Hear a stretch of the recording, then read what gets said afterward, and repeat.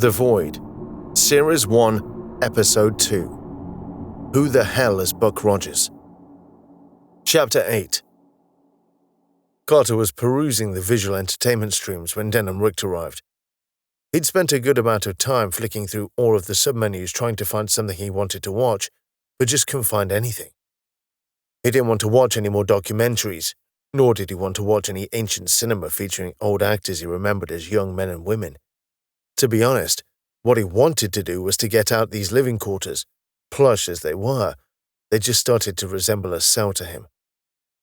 It didn't help that he couldn't quite determine what time it was. Without a day and night cycle, coupled with a bizarre metric clock he'd been introduced to, he found that time had become more than a little elastic. All he knew was that he felt wide awake, hungry, and rather restless. So Denom's visit was a welcome break for the monotony. "Hello, Mr. Vincent. How are you feeling this cycle?" Carter had learned that the metric day contained around 11 of the days he was used to. What he was used to as a day was now referred to as a cycle, which equated to the natural rhythm of a human being. Frankly, the whole calendar was now a foreign concept to him. "Apart from aching all over, I'm feeling okay. It feels like morning to me. Is it morning?" "Yes, it is morning." "Good. I'm having trouble establishing where I am in the day. I mean cycle." "That's understandable," Denom reacted. "It can be a problem for me as well. I would have thought you'd been used to it. We all get used to the possession of the worlds we live on, and clocks and calendars are all linked to them, but in space a standard chronometer is required, hence the metric calendar. It's just so confusing." "You get used to it," Denom snorted. "Usually the first couple of cycles are the worst, but then you start to settle into it. Not sure I'll be able to." "It might take you a little longer, but you will," Denom assured. "Now, how about those aches and pains? Anything you could describe as debilitating?"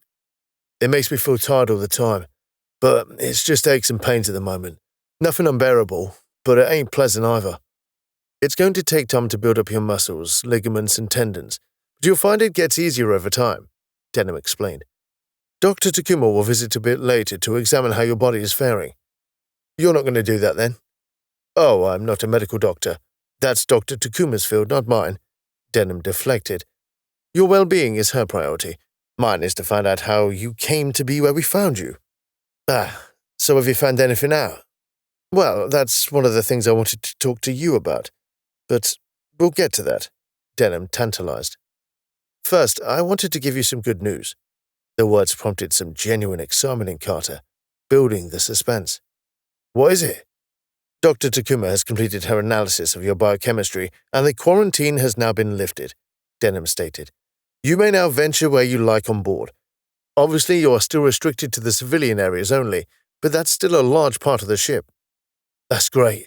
I've been itching to get out there," Carter expressed enthusiastically. "Not sure how far I'll get, but it's nice to know I'm no longer cooped up in here. I thought a short walk might be beneficial to you, but at the same time, we don't want to do too much too soon," Denom reasoned. "I thought getting some food at the canteen would be a good idea. Are you still hungry at all?" "I'm starving," Carter admitted. "Sounds like a great idea." "Good. There's a canteen nearby, which shouldn't be too much of a struggle for you," Denom analyzed. "But you are going to see plenty of things that are incongruous to what you are used to, so please let me know if the sights and sounds get too much for you." "I will." "So are you ready to get some food?" "Let's get a move on. The rate I move at, it's going to be lunchtime by the time we get there," Carter predicted. "Catch you later, Kane." "If you need me at all, Mr. Vincent, just call my name." Kane just seemed to freeze before his eyes, as though he'd just switched himself off. It was a little unnerving to watch, as though he'd been just turned into a statue, but he guessed he was just turning his attention elsewhere. Struggling slightly, Carter made his way towards the door, seeking egress. He found himself a little hesitant when he got there, as his mind suddenly wondered about what weird and wild things he was going to witness. There was trepidation, sure, but his desire to get out trumped his fear of the unknown. Denom opened the door for him, allowing him to lurch through clumsily. Outside was an unremarkable corridor with soft organic-looking walls, colored in pastel shades. It was wider than he would have expected a corridor to be, and taller. Surprisingly grandiose for a supposed military ship. If it resembled anything from his old life, it would have to be a hotel. It had that look about it. Comfortable, without being luxurious, but with an added sense of space. Looks normal out here, Carter noted. Bit quiet, though.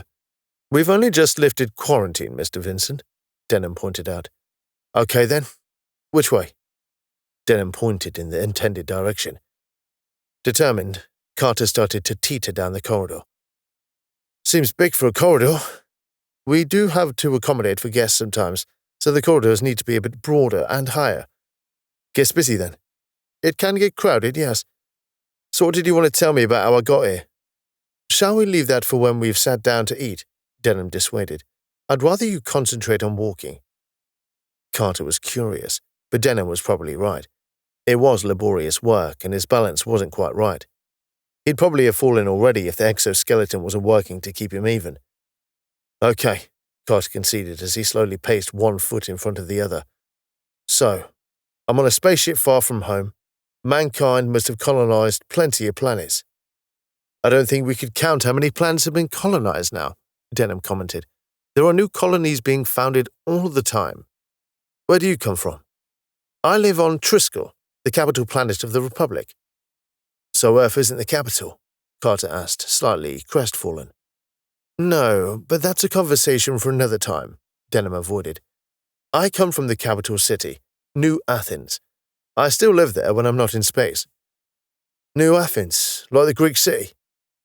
When the Republic was founded, the city was renamed in the honor of the home of democracy. Bit of a kick in the teeth for the British, Carter laughed as he clumsily fumbled his next step. The ancient Greeks got there first, Denom replied with some measure of humor. New Athens dwarfs the original. It is a city of over 1 billion people. Holy hell, it must be absolutely rammed with people. Not as much as some cities, but it is sprawling, Denom explained. It used to be bigger, too. The Republic has been doing a lot over the years to restore the planet's ecosystem. Humanity hasn't changed that much, then? Not really. The Republic aspires to improve life for anyone, and we strive to undo the mistakes of the past. We try, but we are still human. So, if New Athens has gotten smaller over the years, where have the people gone? There are always new colonies to populate, and the desire to be a pioneer with vast tracts of land has always appealed to people, Denom elaborated. I can see the appeal, but I've always been a city person myself. I used to be, I guess. London born and bred. Moved out to the suburbs a few years back. Carter huffed and puffed. Just got fed up with the crowds, really. So you've become more of a frontier person over time? Meh, not that much. I like to be away from the centre, but not that far, Carter shrugged. Still a city boy at heart, I guess. The frontier may be exciting, but you'll never get a good cup of coffee there, Denom quipped. This made Carter laugh. Is your accent typical of New Athens, then? Carter questioned. It just strikes me as bizarre because, to me, you sound like you're from New York. That's a side effect of the Babel implant. The implant works in conjunction with your brain to translate, and the brain tends to sculpt sounds that you are familiar with. Somewhere in your brain you must have associated me with that accent, and now that's what you hear.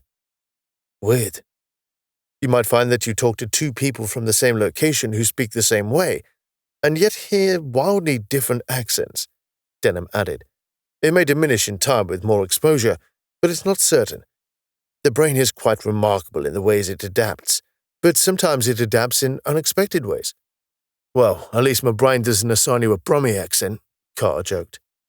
I don't follow. It was an old British accent, Carter explained.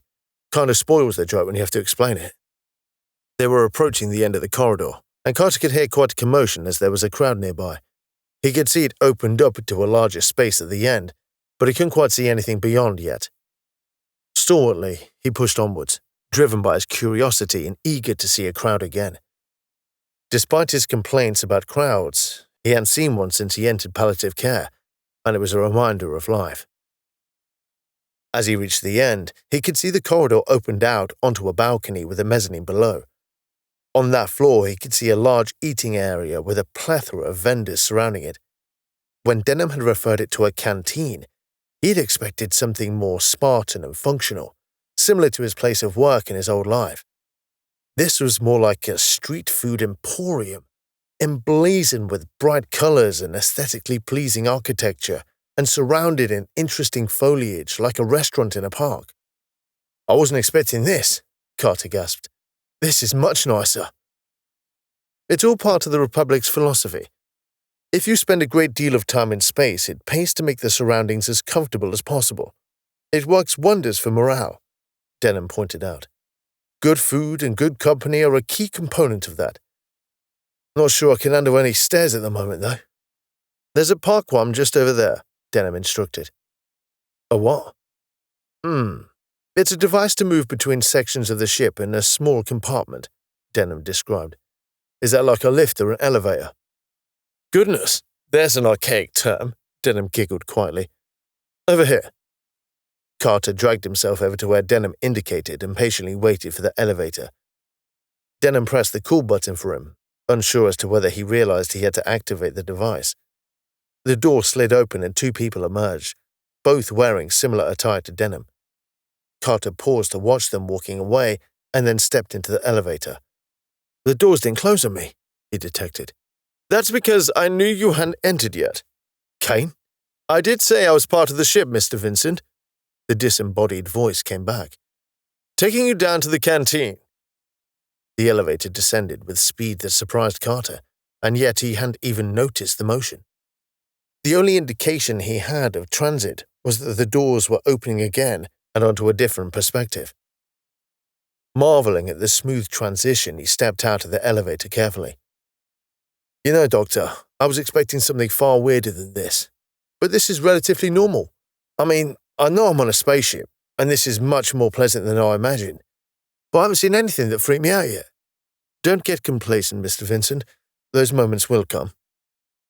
Carter took in his surroundings.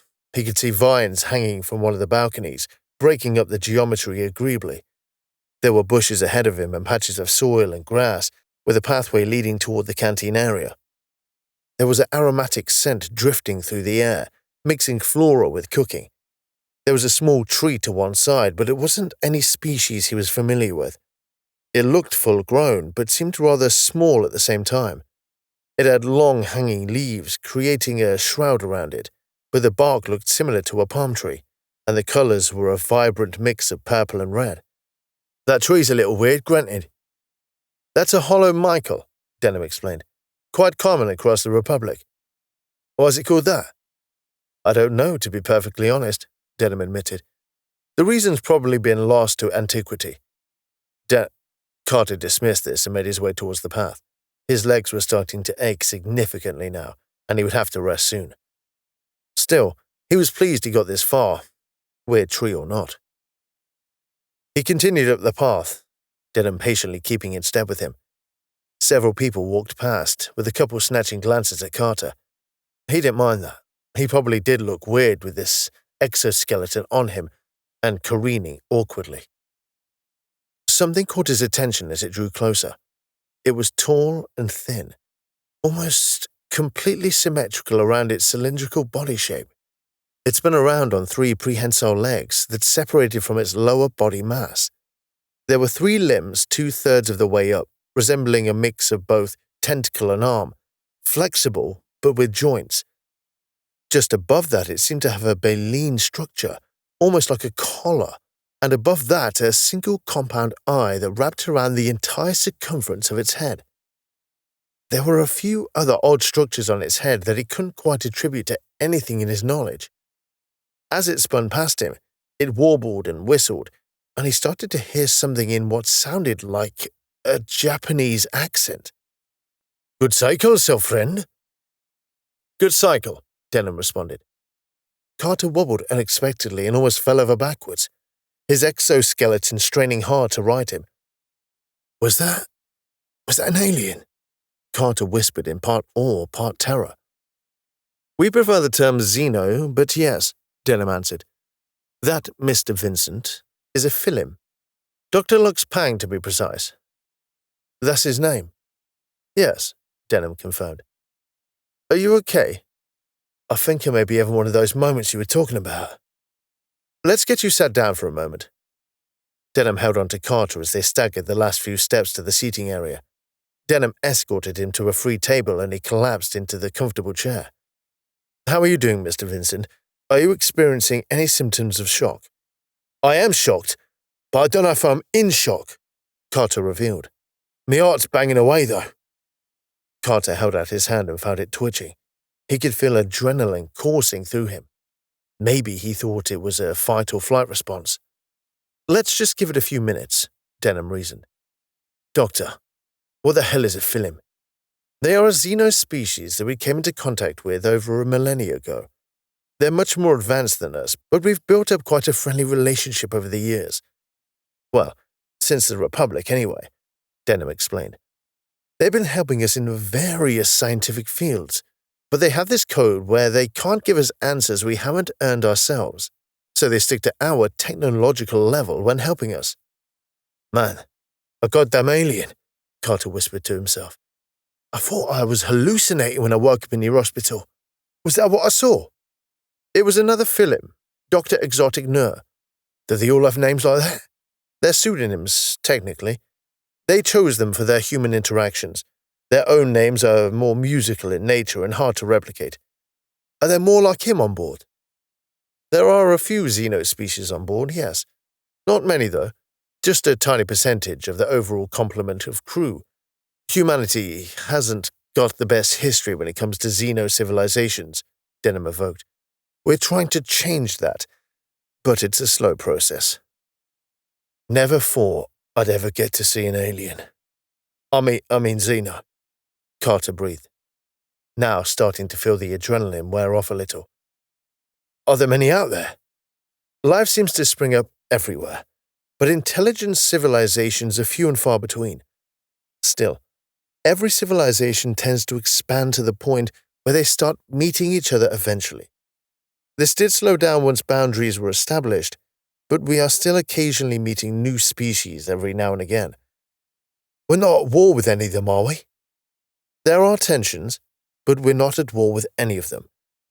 It wouldn't be a good idea at the best of times, as many of them are far ahead of us, and there are some that we consider godlike. That powerful? Power's a bit of a loaded word. The Philim are a pacifist culture, by and large, but they are practically invincible to us. If we went to war with them, they could just sit there in their ships for all eternity and never receive so much as a bruise, Denom elaborated. They wouldn't fire back, but they don't need to. Good job they're on our side, then. This isn't really about sides, as the galactic hierarchy is a little more complicated than that, Denom contested. There are a few civilizations at a similar level to ourselves, like the Jujin Kai, Talalians, and the Ocaran. Some that are a little ahead, like the Maquin and the Colomine. Then there are those that are way ahead, like the Philim, Irians, and the Venhydran. Finally, even above them are the Zanshi. Each have their own cultures, motivations, alliances, and enemies, and that is by no means an exhaustive list. So what? We're like a junior member of the community. In a way, at the larger scale, we are very much a neophyte species, Denom revealed. This is one of the things that those we awaken from long periods of stasis struggle with. It can provide deep existential dread when confronted with how insignificant we are. To be fair, it affects a lot of modern humans too. I'll bet. Sounds like a right pickle. Pickle? Carter paused for a moment to realize the turn of phrase was probably completely archaic by now. Sorry, old turn of phrase. I mean, sounds like a right quandary. It is what it is, Denom acquiesced. Practically speaking, we were always going to be the lesser civilization. By definition, every species we were going to meet in space was going to be at the same level or greater. It'll change over time, but for now, we are amongst the youngest ascended species.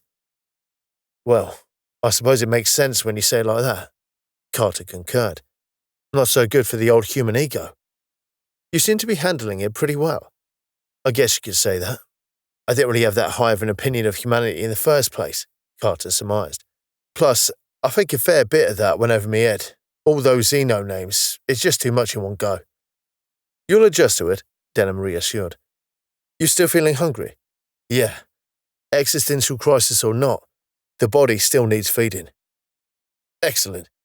Now, there's going to be a lot of foods that are new to you, but there's still plenty of more traditional options. What would you like to go for?